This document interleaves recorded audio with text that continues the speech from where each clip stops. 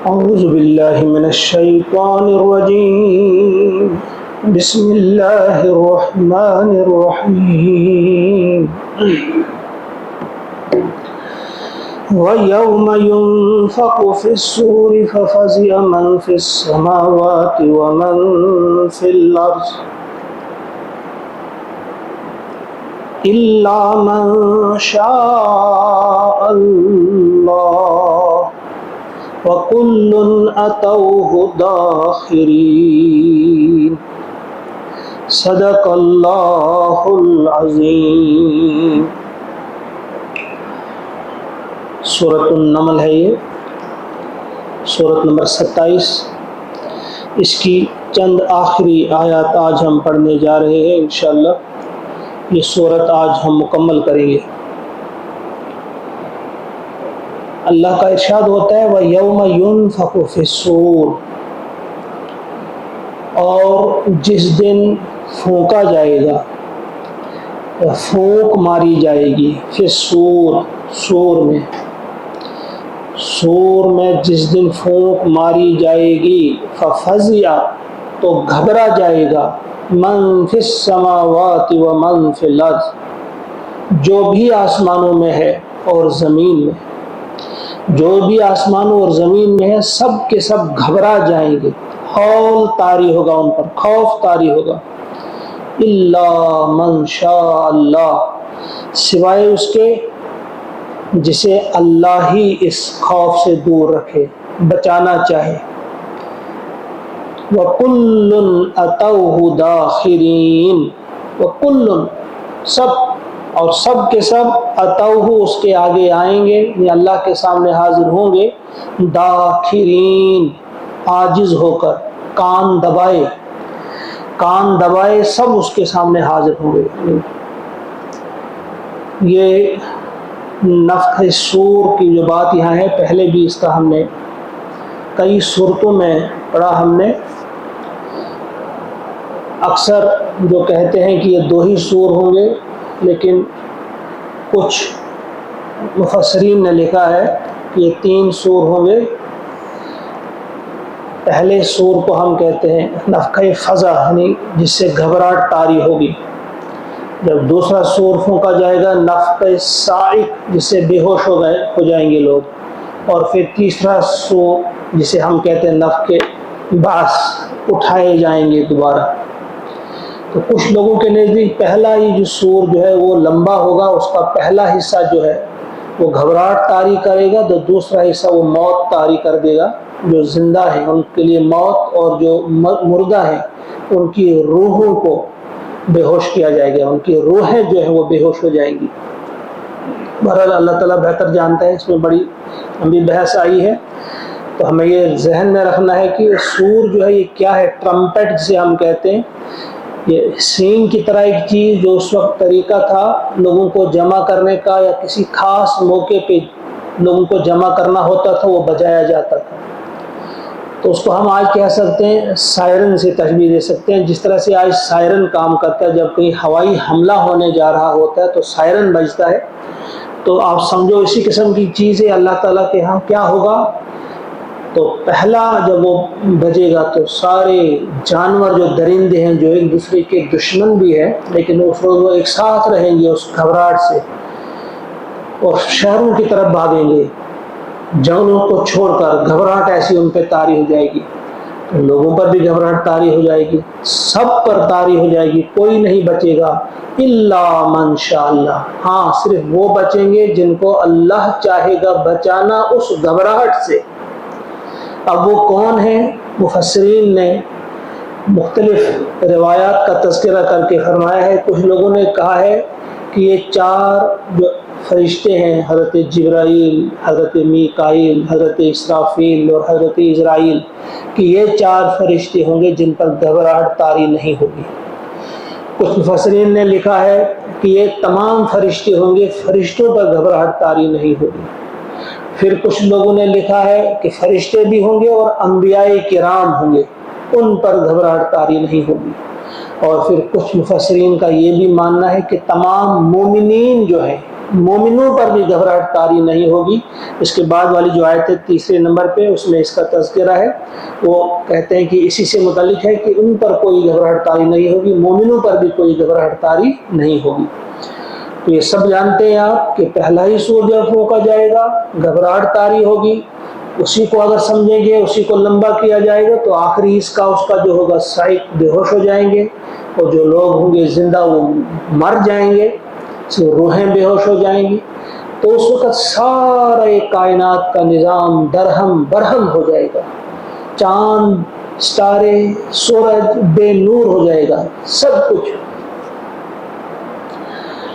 اور عادل والی آیت میں فرمایا وَتَرَى الْجِبَالَ تَحْسَبُهَا جَامِدَةً وَهِيَ تَمُرُّ مَرَّ السَّحَابِ، اور تم جو دیکھتے ہو آج یہ پہاڑ جو ہیں، یہ ہیں تَحْسَبُهَا، تم گمان کرتے ہو، سمجھتے ہو ان کو، یہ جامدتاً کہ یہ بالکل جمے ہوئے ہیں، یہ مضبوط ہیں، اور اس روز آپ دیکھو گے وَهِيَ تَمُرُّ مَرَّ السَّحَابِ، جس طرح بادل اڑ رہے ہیں اس طرح یہ پہاڑ جو ہے، یہ مضبوط پہاڑ جو ہے یہ اڑ رہے ہوں گے۔ کوئی چیز جو ہے، کوئی بھی چیز نہیں بچے گی، ہر چیز کے لیے فنا ہے، ختم ہو جائیں گے سارے، حتیٰ کہ فرشتے بھی ختم ہو جائیں گے۔ کس طرح سے، پہلے کون فرشتہ، اس کی تفصیل میں نے پہلے بھی کہی، آج میں اس تفصیل میں نہیں جاؤں گا۔ صرف 8 چیزوں کے بارے میں آتا ہے۔ علامہ سیوطی فرماتے ہیں کہ جب فنا ہر چیز پر طاری ہو جائے گی، مگر 8 چیزیں فنا اور ہلاکت سے مستثنی ہیں۔ وہ 8 چیزیں کیا ہیں؟ ایک تو عرش ہے، نمبر 2 کرسی ہے، نمبر 3 دوزخ، نمبر 4 جنت، اور پھر ریڑھ کی ہڈی انسان کی جو ہے وہ اس کی کیا حقیقت ہوگی۔ آج جو سائنس اب کہتی ہے کہ فلاں ایک چیز جو فلاں چیز جو وہ ختم نہیں ہوتی، تو اسی کی طرف اشارہ ہو سکتا ہے۔ اور پھر ارواح اور لوح اور قلم، یہ 8 چیزیں ہیں، یہ جو ہیں یہ فنا نہیں ہوں گی، یہ ختم نہیں ہوں گی، یہ رہیں گی، باقی بس سب ختم ہو جائیں گے۔ پھر اللہ تعالیٰ کس کو پہلے زندہ کریں گے، وہ اس کی میں نے پہلے آپ کے سامنے وضاحت کر دی ہے۔ تو فرمایا کہ ہر چیز فنا ہو جائے گی، تمام مخلوقات پر گھبراہٹ طاری ہوگی، جو بھی آسمان و زمین میں ہے، بس جس کو اللہ ہی بچانا چاہے، یا اللہ ہی کی مشیت ہوگی کہ میں نے فلاں فلاں کو، پر یہ گھبراہٹ طاری نہیں کرنی ہے، وہی بچیں گے اور کوئی نہیں بچے گا۔ وَكُلٌّ أَتَوْهُ دَاخِرِينَ، آج ہم بھاگتے ہیں، جب اذان ہوتی ہے حَيَّ عَلَى الصَّلَاةِ، اللہ تعالیٰ ہمیں بلاتا ہے مسجد کی طرف، ہم گھروں کو بھاگتے ہیں، تو اس دن سب آ جائیں گے کان دبائے۔ داخرین کیا ہوتا ہے؟ عاجز ہو کر، تو بلایا جائے گا نا، کوئی نہیں کہے گا کہ میں نہیں آؤں گا، کسی کے اندر جرت ہی نہیں ہوگی، بات بھی کوئی نہیں کر پائے گا، حاضر ہو جائیں گے، کان دبائے حاضر ہو جائیں گے۔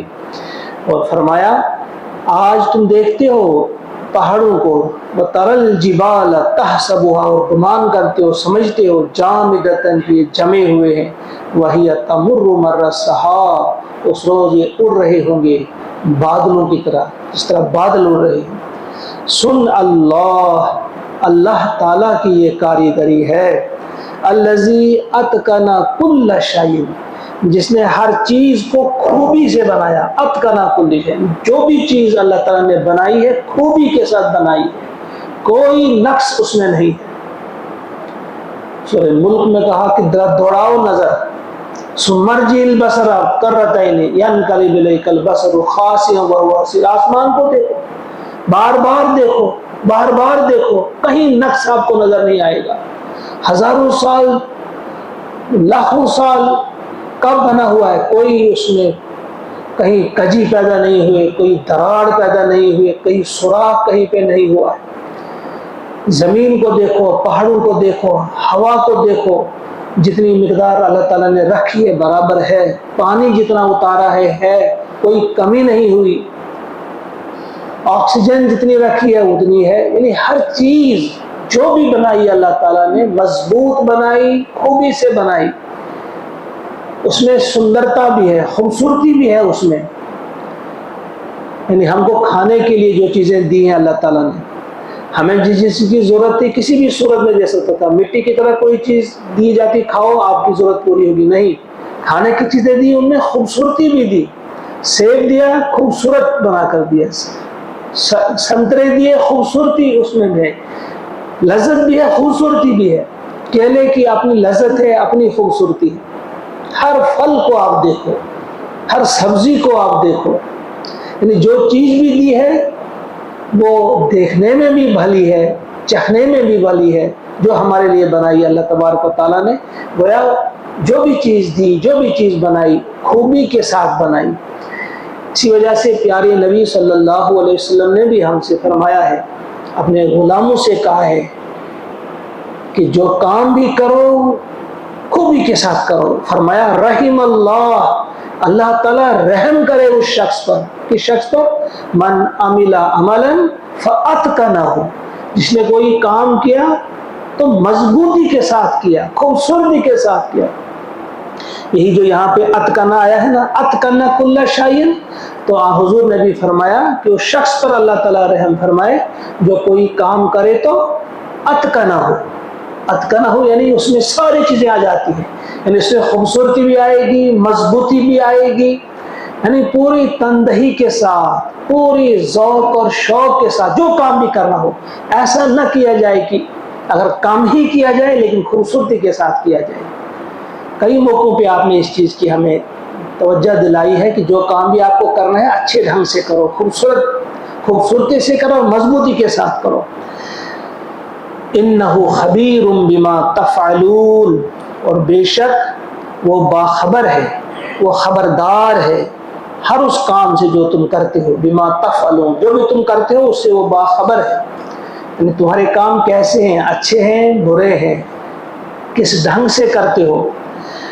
تو میں تو سمجھتا ہوں کہ یہ والی حدیث پاک ہے، جو بھی کوئی شخص کوئی کام کرتا ہے، کسی بھی قسم کا کام، اپنے لیبارٹری میں، اپنے جہاں بھی وہ کام کرتا ہے وہاں اس کو یہ لکھ کر رکھنی چاہیے، رحم اللہ من عمل عملا فاتقنہ.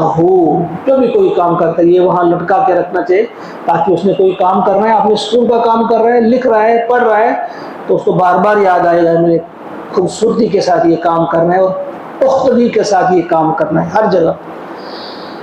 پھر فرمایا من جاء بالحسنۃ فلہ خیر منہا. اب حشر کی بات ہے کہ جب وہاں جو شخص آئے گا بالحسنۃ، وہ آئے نیکی کے ساتھ، جو بھلائی کے ساتھ نیکی کے ساتھ حاضر ہوا اللہ کے دربار میں، فلہ، تو اس کے لیے ہے خیر منہا، جو نیکی اس نے کی ہے اس سے بہتر اس کو دیا جائے گا. یعنی اس کا جو صلہ ملے گا، اسے اجر ملے گا، مزدوری جو ملے گی وہ جتنی کی ہوگی اتنی ہی نہیں بلکہ اس سے بہتر ملے گی. اور یہ کیسی ہوگی؟ کم سے کم اس کے لیے کہا ہے فلہ عشر امثالھا، 10 گنا بہتر. کسی نے ایک نیکی کی ہے لکھا جائے گا 10 نیکیاں کی ہیں. کسی نے 1000 دیا ہوگا اللہ کی راہ میں اس مسجد کی تعمیر میں، اس کو لکھا جائے گا 10,000 اس نے دیا ہے. یعنی یہ کم سے کم ہے. زیادہ سے زیادہ کی بات بھی آئی ہے، جیسے 700 گنا ہے سورہ بقرہ میں، 700 گنا بھی بڑھایا جاتا ہے. لیکن یہیں پہ نہیں رکتی بات، بلکہ حضور کا فرمان ہے کہ انسان کے اخلاص پہ ہے، کس اخلاص کے ساتھ، کتنی پاکیزگی کے ساتھ، کس خلوص کے ساتھ اس نے وہ دیا ہے، اس کو بڑھا چڑھا کر پیش کیا جائے گا. حضور کا فرمان ہے کہ اگر کسی نے کھجور کی گٹھلی کے برابر سونا دیا ہوگا، کھجور کی گٹھلی کیا ہے؟ اس کے برابر سونا دیا ہوگا اللہ کی راہ میں، قیامت کے دن پائے گا احد پہاڑ کے برابر گویا اس نے سونا دیا ہوگا. یہاں تو 700 گنا کی بات ہی نہیں، یہاں تو ہزاروں گنا، لاکھوں گنا کی بات آ جاتی ہے. گویا کوئی اس کی حد نہیں، کوئی حد نہیں. آپ پاکیزہ مال دیتے ہیں، پاکیزہ طریقے سے دیتے ہیں، جس قسم کی نیکی آپ کرتے ہیں اور خوبصورتی کے ساتھ وہ نیکی آپ کرتے ہیں، بڑھیا طریقے سے وہ نیکی کرتے ہیں، اخلاص کے ساتھ کرتے ہیں، تو بس اتنا ہی اس کا اجر نہیں ملے گا بلکہ خیر منہا. اس آیت کو بھی ہمیں یاد رکھنا چاہیے، بار بار پڑھنا چاہیے. کیا ہے یہ؟ آیت نمبر 89 ہے یہ سورت کی. فرمایا من جاء بالحسنۃ فلہ خیر منہا، اور دوسرا انعام ان کے لیے بہت بڑا انعام، اجر بھی زیادہ ملے گا. پھر وَهُمْ مِنْ فَزَعٍ يَوْمَئِذٍ آمِنُونَ، اور وہ اس دن کی گھبراہٹ جو ہوگی، فزع یومئذ، اس دن آمنون، محفوظ ہوں گے، ان پر کوئی گھبراہٹ طاری نہیں ہوگی. وہ یہاں سب مومنوں کا تذکرہ آ گیا ہے. تو یہ کب ہے؟ یہ اس وقت کا تذکرہ ہے جب اللہ کے سامنے حاضر ہوں گے. جب کچھ لوگ کہیں گے ہم کو کس نے جگایا، من بعثنا من مرقدنا، ہم کو آرام گاہوں سے کس نے جگایا. سب حیران ہوں گے، لیکن ایمان والے حیران نہیں ہوں گے، نہ ان پر گھبراہٹ طاری ہوگی. ان کو پتا ہوگا کہ یہ دن آنا تھا، اس کے لیے ہم نے تیاری کی تھی، اس کے لیے ہم نے قربانیاں دی تھی، ہم نے اپنی من پسند چیزوں کو اللہ کی رضا میں قربان کر دیا تھا. ان پر کوئی گھبراہٹ نہیں ہوگی. ایک تو صلہ ملے گا بڑھ چڑھ کر، اور پھر اس دن کی اس گھبراہٹ سے، اس ہول سے ان کو امان، وہ امن میں ہوں گے، کوئی گھبراہٹ طاری نہیں ہوگی. اس کے برعکس وَمَنْ جَاءَ بِالسَّيِّئَةِ، اور جو برائی کے ساتھ اس دن آ گیا اللہ کی دربار میں، جو برائی کے ساتھ آیا تو فَقُبَّتْ وُجُوهُهُمْ فِي النَّارِ، وہ اوندھے منہ آگ میں جھونک دیے جائیں گے، جہنم میں ڈالے جائیں گے. اور کیسے ڈالے جائیں گے؟ اوندھے منہ جہنم میں، جہنم رسید کر دیے جائیں گے. اللہ بچائے ہم سب کو اپنی حفاظت میں رکھے. هل تجزون الا ما کنتم تعملون، حل آ گیا، آگے الا ہے، جیسے حل کا ترجمہ کیا کریں گے ہم، کیا یا نہیں. ایسے حل کا ترجمہ ہوتا ہے کیا بھی، لیکن یہاں ہم کیا کہیں گے، نہیں، جب آگے الا ہوگا. پہلے میں نے بتایا حل تجزون، نہیں تم کو آج ملے گی جزا، نہیں آج تم کو صلہ ملے گا، الا مگر ما کنتم تعملون، جو تم نے کیا ہے. یعنی آج تمہارے حق میں کیا ہوگا، جیسا کرو گے ویسا بھرو گے.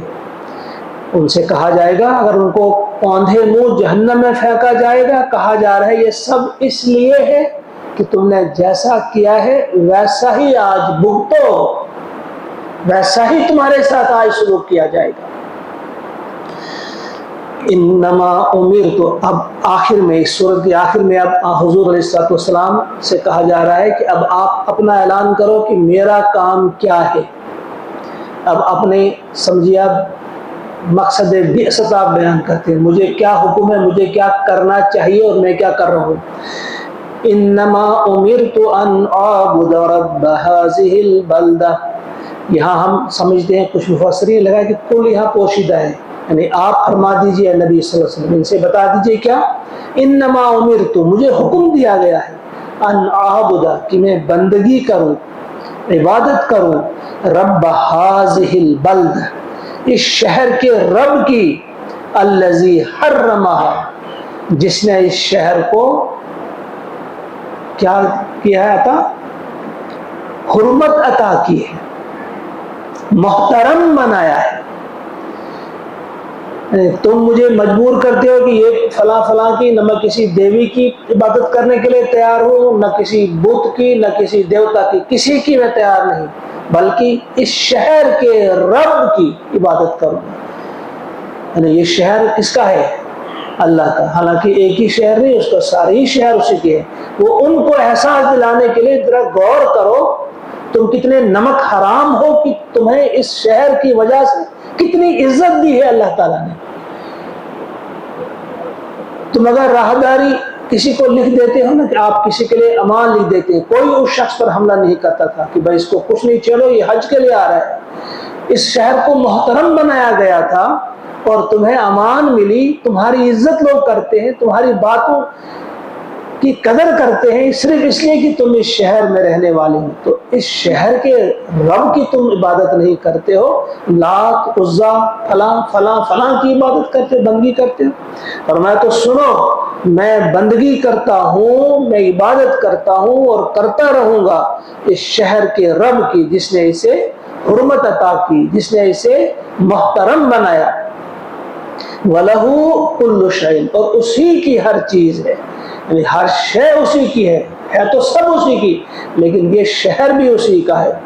وَلَهُ كُلُّ شَيْءٍ وَأُمِرْتُ، اور مجھے حکم دیا گیا ہے، ان اکون من المسلمین، کہ میں بن جاؤں فرما بردار، یعنی میں فرما برداروں میں سے ہو جاؤں۔ جس طرح سے اور لوگوں نے اللہ کی فرما برداری کی، میں بھی فرما برداروں میں۔ پہلی چیز یہ کہ عبادت رب کی کروں گا اور فرما برداری اپنے رب کی کروں گا۔ اور تیسرا کام یا کہیں گے کہ ذریعہ کیا ہوگا، کس ذریعے سے میں اللہ تعالیٰ کی فرما برداری کروں گا، وہ کیا ہے، وَأَنْ أَتْلُوَ الْقُرْآنَ، کہ میں یہ قرآن پڑھوں، پڑھ کر سناؤں۔ وہ اس قرآن کے ذریعے میں اپنے رب کا پیغام تم تک پہنچاؤں۔ یہ تین کام بتائے۔ پہلا عبادت، رب ھذا البلد، اس شہر کے، رب ھذہ البلد، اس شہر کے رب کی عبادت۔ نمبر دو اسی کی فرما برداری، اور نمبر تین قرآن کے ذریعے وَجَاهِدْهُمْ بِهِ جِهَادًا كَبِيرًا، اللہ تعالیٰ نے اپنے پیارے نبی سے فرمایا اسی قرآن پاک میں کہ تم ان کے ساتھ جہاد کرو اس قرآن کے ذریعے، جہاد کبیر، کہ میں اس قرآن کے ذریعے، اس قرآن کے سامنے گم ہو جائیں گے سب۔ جب آپ اس قرآن کو اپنے اندر اتارو گے، اس پر عمل کرو گے، تم چلتے پھرتے قرآن نظر آؤ گے۔ یہ راز کسی کو نہیں معلوم کہ مومن قاری نظر آتا ہے، حقیقت میں ہے قرآن۔ جب آپ کے اندر اس قسم کی چیز آ جائے گی کہ تم چلتے پھرتے قرآن بن جاؤ گے، تو فرمایا کہ یہ میرا کام ہے کہ میں اس قرآن کی تلاوت کروں، اس قرآن کو پڑھ کر سناؤں۔ لہذا جب دعوت آپ کو دینی ہے بس قرآن کے ذریعے، اس سے بڑی اور کوئی چیز نہیں ہے۔ ہمارے صحابہ عظیم کارنامہ جو انجام انہوں نے دیا، ان کی لائبریری میں کوئی کتاب نہیں ہوتی تھی قرآن کے سوا، کوئی کتاب نہیں، بس ایک کتاب تھی ان کے پاس، وہ تھی اللہ کی کتاب۔ اسی کتاب کے ذریعے پوری دنیا انہوں نے فتح کی، کہاں کہاں تک انہوں نے خلافت کو قائم کیا، تو قرآن کے ذریعے۔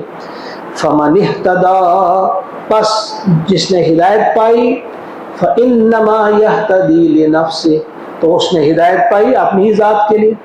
یعنی اب جس نے میری بات مانی، ہدایت کا راستہ اختیار کیا، اس راستے پہ آ گیا، تو اس کا اپنا ہی بھلا ہے، اپنا ہی فائدہ ہے، اپنے ہی لیے۔ وَمَنْ ضَلَّ، اور جو گمراہ ہوا، جو بھٹک گیا، جس نے میری بات نہیں مانی، فَقُلْ، تو آپ بتا دیجئے اے نبی صلی اللہ علیہ وسلم، انما انا من المنذرین، میرا کام تو بس منذرین میں سے میں ہوں، میں ڈرانے والوں میں سے ہوں۔ میرا کام صرف کیا ہے؟ ڈرانا، انذار کرنا، خبردار کرنا۔ آخری آیت آخر میں، جس طرح ہم ایسے بھی جب کہیں ہم میں سے کوئی کہیں خطاب کرتا ہے، تقریر کرتا ہے، آخر میں الحمدللہ کہتے ہیں، تو اسی طرح اس سورت کو کا بھی اختتام کیا ہے؟